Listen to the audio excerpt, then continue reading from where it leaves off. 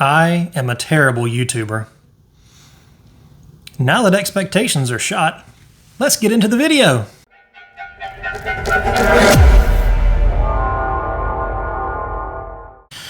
What's up, my people? Jacob here with Bone Claws Comics, and welcome back for another video. It's a special video for me, not for you, because if I wouldn't tell you why it was special, you wouldn't know it was any different than any other hunting video. But a good friend of mine that I've met here on YouTube, an inspiration to me here on YouTube, Hagan from Lettuce Comics, invited me to go comic hunting with him at a flea market in South Carolina. Now, this is a huge flea market. I'm pretty sure it's a famous flea market for its size. And we decided to go check it out and see if we can find some comics. We did. Spoiler alert.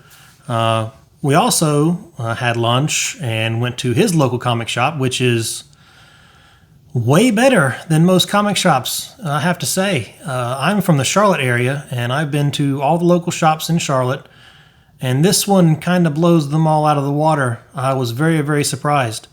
More on that later. So I took a little road trip down to Anderson, South Carolina, and visited Jockey Lot Flea Market. Once we got there, we strolled around and sweated because it was, South Carolina heat in the summertime. There's both outdoor and indoor venues, and to be honest, I couldn't tell you which one was worse because indoor obviously doesn't have air conditioning. They have these giant fans that blow as much air as a little handheld fan, which is amazing to me. Very, very impressive. But yeah, it was a hot, sweaty day. But we did find one shop that had comics, and they had a good bit. So we got to do a little bit of digging and check out the footage I have of it. What's up, guys? We've been walking around this flea market for a little while, finding everything under the sun, including animals, everything we could think of except comic books. But we eventually found us a nice little spot in this little shack that sold quite a bit of comic books. So we started digging. I started on this end, and as you can see, there are some pretty good books in this box. The issue is they're a little over what I would say market value is. The guy prices his books on the spot, and while we were there, he was openly complaining about how he hates pricing comic books, as he was pricing comic books to stick out. And I could see that he was pricing using eBay, and he's not using the sold listings. He's using the for sale listings on eBay, which, I mean, would be nice to get, but they're not really a good judge. Now, I've used eBay, everybody has, I believe, to kind of gauge the value of a book, but we all know to look for the sold listings, not the unsold listings, to get a real gauge of what a book is worth. So he's got these above a little bit what I would pay for them. Probably most people would pay for them. I could be wrong. I don't know everything about a lot of these books. So if you spot a good deal that I missed or passed up, let me know in the comments below. This Submariner caught my eye because I love Submariner, but the price he was asking was about $10 too steep for the condition of that book. So I ended up going back to it a little bit later, but I ultimately decided to pass. Nice little shop. He sells a lot of records, and this guy was playing like 80s rock music the entire time. There's no air conditioning in this building, and it's 90 plus degree South Carolina weather. So we were baking in this building. It was not a comfortable hunting experience, but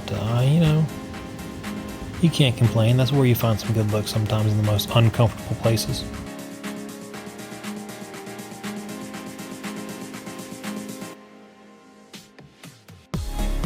Like I said, he had some really good, Silver and Bronze Age books.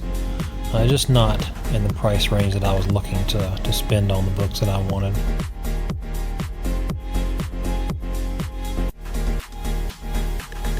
He also had a Hulk 181 up on the shelf for $200. Now, before you get excited, it was a reprint or a facsimile version. yes, a facsimile version for $200. So I don't know if he didn't know what he had or he thought it was the original. I don't know, but you know, to each their own, I suppose.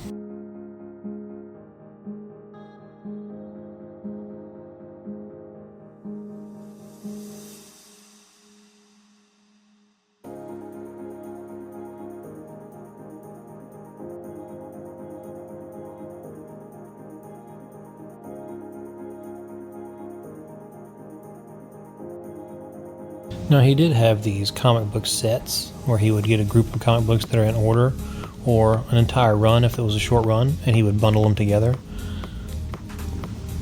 And they were pretty decently priced, so I ended up grabbing a couple of these bundles.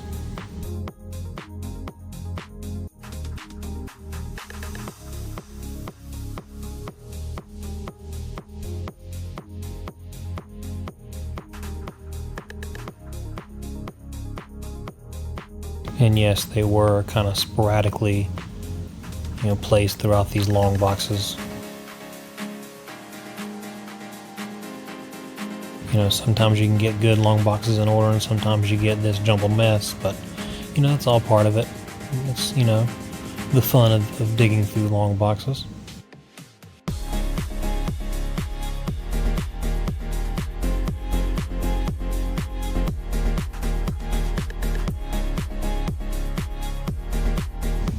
If you watched my previous video on Heroes Con, you'll know that I picked up issue 1 of this Thor Vikings series, this Max series, and he had the whole set, and he had 2 sets, but one set was $5 and another set was $7.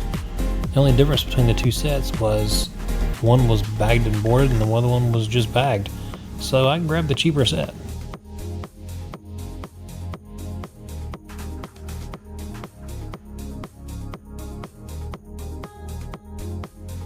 He also had some trades here. Nothing that was too interesting to me, but still a nice little grab, if that's your thing.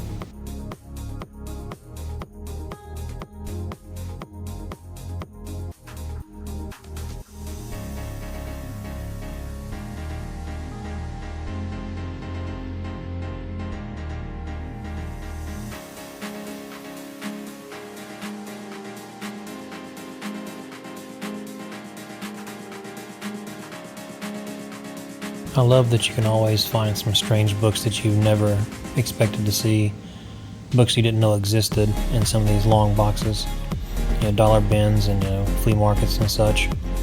That's one of the best things I love about comic hunting and digging through these boxes is finding these random, obscure books that you didn't know existed.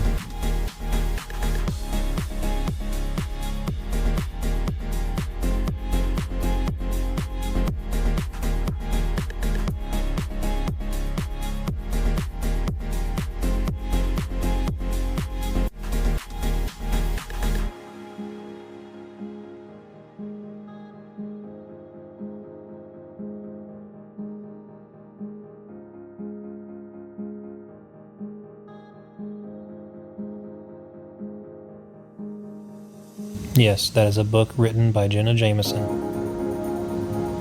We're going to talk about that book later in the video.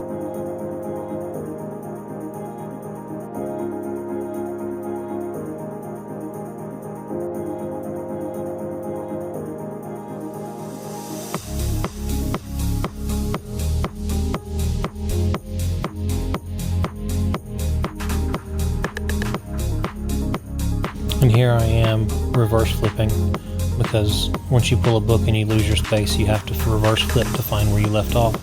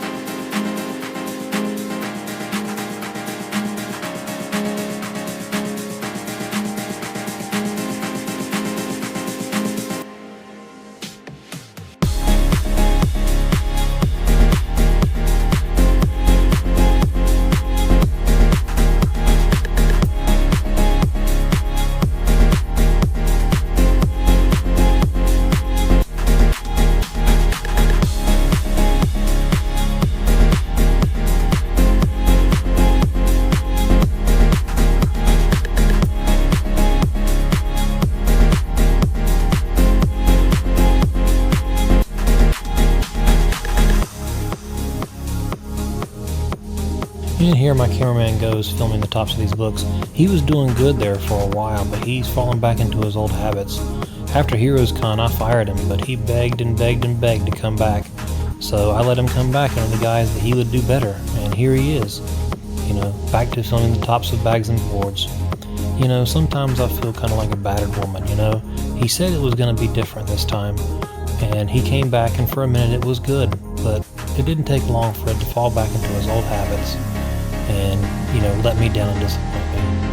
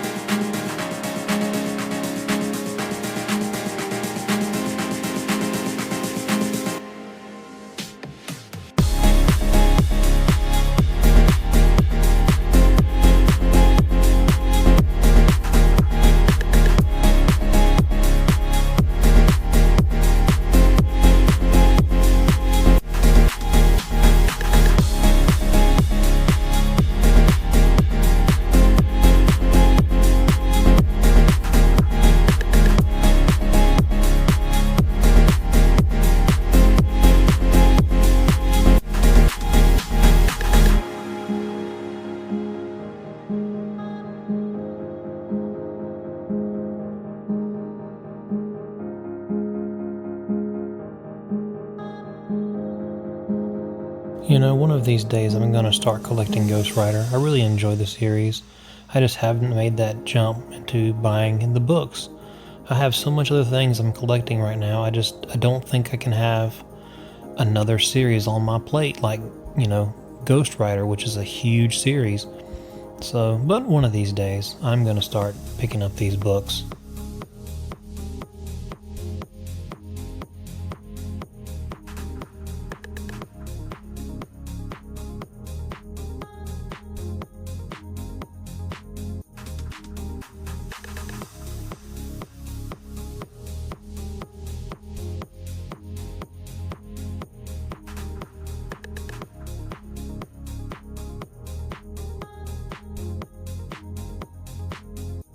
I picked these up, Turok 2 and 3, to kind of go along with my Turok 1 I got at the con, but I decided against it for whatever reason.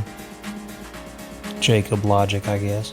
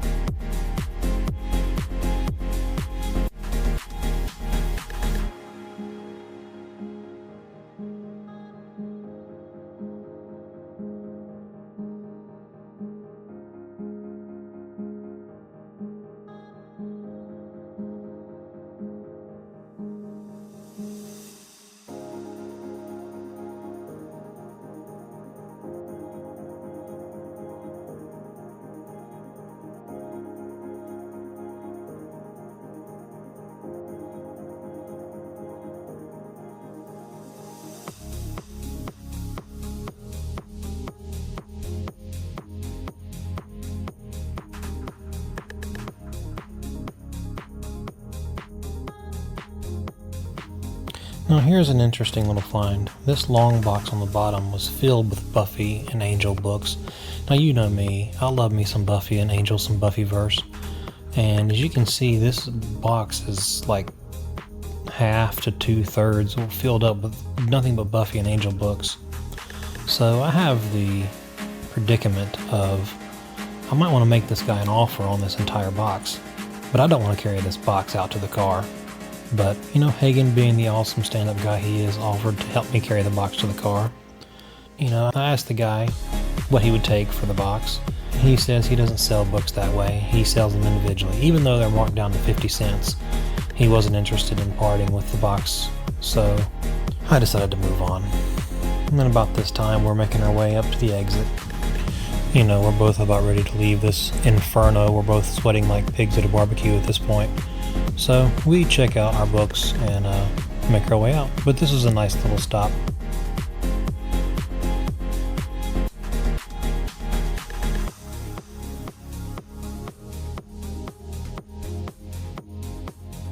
There you have it. The crappy footage I have of me digging through comic book bins. I have no footage of my friend who invited me on this trip. I have no pictures, no evidence really whatsoever that he was even there. Like I said, terrible YouTuber, as established in the beginning of this video. So after this little trip to the flea market, you know, we headed to a thrift store across the street, found a couple nice books there. No footage of that, of course, because I suck. My cameraman sucks. Then we went to lunch, had a nice lunch in Greenville, South Carolina, and stopped by his local comic shop, which is called Borderlands. This was an immensely impressive comic shop. I mean, I was blown away stepping in the doors of this place. I'm from the Charlotte area, and you would think big city Charlotte has big city comic book shops. No. I've been to all the comic shops. I've had a pull list at a couple of these comic shops. They are a third, if not a quarter, of the size of this comic book store. It was amazing. And they had everything you could imagine. Wall books, new books, back issues, dollar bins, a kids' play area, a whole section of the store dedicated to tabletop gaming and card gaming. I mean, it was just overwhelming. I could spend days looking through this store. And we spent a few hours digging through dollar bins and back issues, and I got some really good pickups there. What I didn't get is any footage whatsoever because I suck. I mean, my cameraman sucks. So let's dig in to what I did pick up. First, I found this in the dollar bins. Not just this, but the first 5 issues. This is Namor, the First Mutant. Now, I am a huge Submariner fan. I really love the character. I really love the dichotomy of the character. And what I didn't know is how old the character of Submariner really is. I don't really collect Silver Age, but Namor is like Golden Age and maybe pre-Golden Age if there is such a thing. But yeah, I'm going to start, but I'm going to get on that in a different video, maybe a deep dive into Namor and his character. But this is issue 1. I got issue 1 through 5 of this series. And what's special about this series, it was the art, the covers are by Jay Lee. Now, Jay Lee has a very unique art style, and it's not for everyone.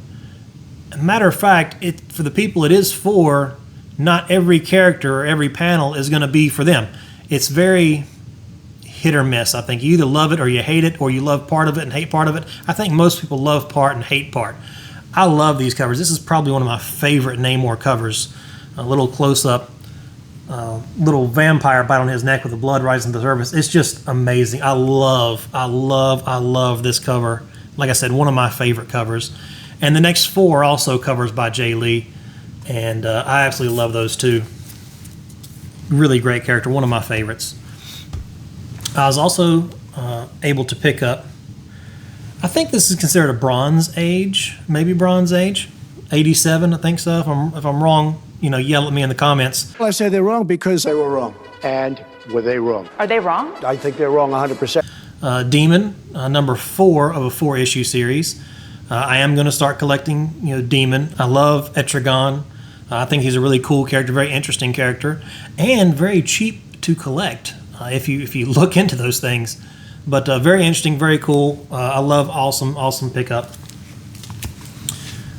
Now at the flea market, he had some deals where he had bundles of books for very, very cheap prices. He had dollar bins, he had quarter bin or 50-cent bins, and he had set bins.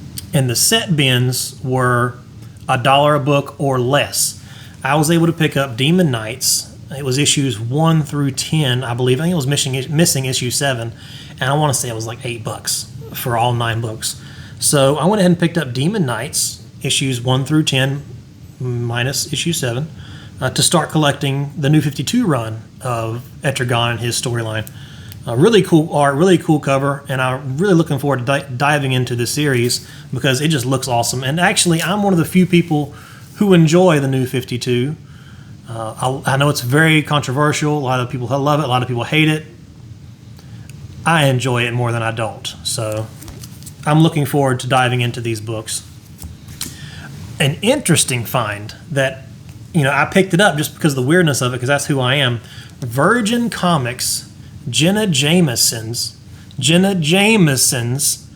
Shadowhunter.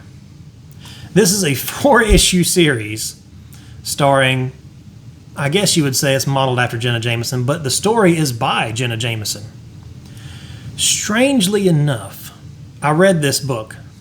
Now this is a 0 issue, issue 0, so it's more like a preview or a very brief setup of the future story. And like I said, it's 4 issues total, including this one, so there's only 3 more. And the story was not terrible. It wasn't great, but it was much, much better than I was expecting from a entertainer of her caliber. But the artwork is actually the standout in this book because the artwork is really, really good. Story, meh, but the artwork makes up for it, more so than I was ever expecting out of this creator. But again, Virgin Comics, I'm not familiar with a lot of their comic runs. Didn't know they did comics, but I guess old boy, dipped his toes into everything, Mr. Bronson. But yeah, very, very interesting, and not as an adult as you would expect. So yeah, interesting read if you ever find it out in the wild. Now for a key issue that I was able to pick up. This I picked up at Borderlands, the comic book shop at the end of the day. This is Witchblade number 10. The first appearance of the Darkness, or Joey Estacado, who is the wielder of the Darkness, or the vessel of the Darkness. I'm a really big fan of the Darkness. Witchblade, Witchblade is cool. It's a really good 90s book, 90s art, 90s storylines, that kind of stuff. But I really love the video games, The Darkness, and I was introduced to the world of The Darkness through those video games, not knowing that the video games were based on a comic book. I thought that the comic book character went from video game to comic books, not the other way around. So really, really interesting really interesting way into this series. And if you watched my Heroes Con video, I picked up a few trades from The Darkness. I have not started reading them yet because my to-be-read list is, taller than the Eiffel Tower. So, yeah, I'm looking forward to getting into the comic book version of this character, and now that I have his first appearance, let the collecting begin. In that same vein, I found this one in the dollar bin, I found this one in the dollar bin. This is Painkiller Jane versus The Darkness. Now, I know The Darkness has a lot of cameos and crossovers with other characters. That's what I knew him from before. I knew he had his own series. This one happens to be Painkiller Jane crossover, issue number 1. Now, I don't know a whole lot about Painkiller Jane. I know that she has a healing factor kind of like Wolverine, but more realistic, if that makes sense. Anybody who's had any kind of major injuries or surgeries know that the healing process also hurts, and either she's on drugs to heal the pain or she's called Painkiller because, I don't know. Either way, like I said, I don't know much about her, but really cool book, really cool crossover, and I'm going to be diving into this one too.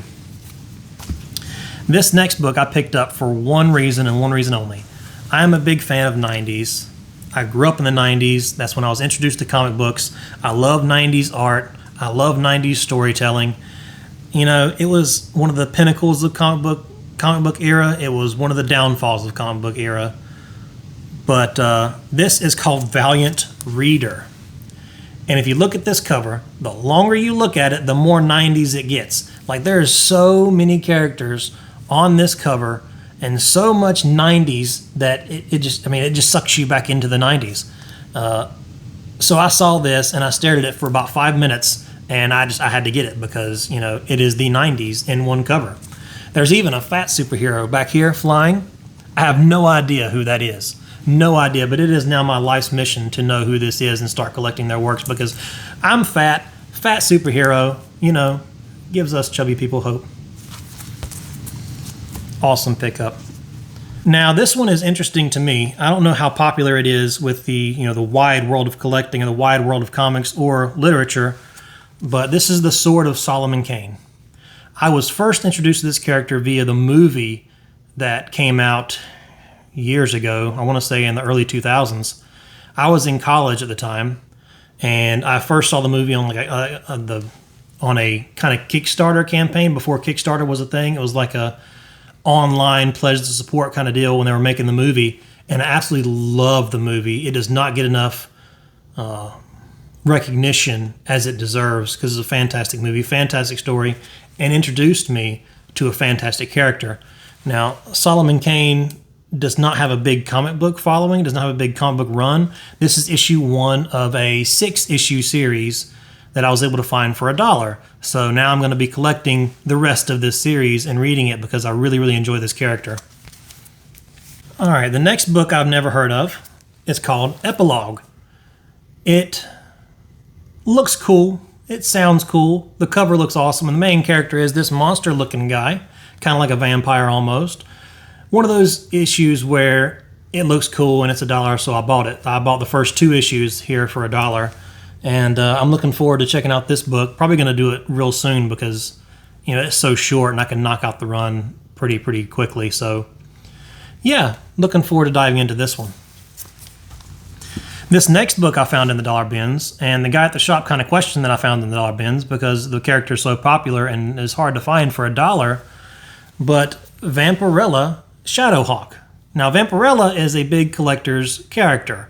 I can't say they have great stories, but the artwork speaks for itself. So, yeah, I found this in the dollar bin. So anytime you find a Vampirella book in the dollar bin, you kind of have to get it. You know, it's obligation almost. So, yeah, really neat dollar bin find. Now, back to the Flea Market. I told you he had bundles or runs of books together for very cheap. We're going to dive into some of these and a story that comes along with these. This pack of Angel Not Fade Away. I've never read it, never heard of it, but it's a 3-issue series, and all 3 issues are included in here for $1. And being the big Angel fan, the Buffyverse fan that I am, I had to pick these up. It was an obligation. I'm going to be reading this too because I haven't heard of it, so I really want to dive into this. In that same vein, I picked up Buffy the Vampire Slayer, Oz. This is also a 3-part series, and all 3 of these are collected together for $1. So yeah, I'm a big fan of the characters. Oz is a really cool character. Spoiler alert, he's a werewolf in the Buffyverse. So yeah, I'm not buying this for the hot heartthrob, probably cash grab that they were going for with this series, because, you know, not my forte, but I am into the story, so I'll be checking this out too. And to continue this whole Buffyverse, Angel and Faith, another 4 series bundle for $1. This is a whole thing. I think this is Angel and Faith Season 9. I know there are several more comic books in this run that I don't have any of, but I now have the first 4 for $1, so I couldn't pass it up. And finally, the last of the Buffyverse books is Angel Barbarie Coast. Now, if you know anything about the character, Angel is old, like hundreds of years old, and he's Irish. He's traveled the world as a vampire, and I'm assuming this is a callback to when he was evil and a young vampire traveling the world, killing people left and right. So I'm looking forward to diving into this because I love Evil Angel, or as it's called in the series, Angelus. But yeah, I'm looking forward to diving into this because he was a great villain in the Buffyverse and a great hero too, but when he was bad, and I'm looking forward to diving into this. That is all I have to show as far as comic book hunting. Again, thank you, Hagan from Lettuce Comics, for inviting me down to your neck of the woods for this comic book hunt. I really dug the flea market. I really liked your comic book shop, and I'm definitely going to be coming back there. So yeah, I'll be hitting you up when I'm in town again, looking through your local comic shop, because it was amazing. I really loved hanging out with you, getting to know you a little more one-on-one, and I really look forward to doing it again. If you like this video, please hit the like button, leave a comment below, and subscribe to the channel if you're a fan. Thank you again for watching to the end, and I look forward to talking to you again soon.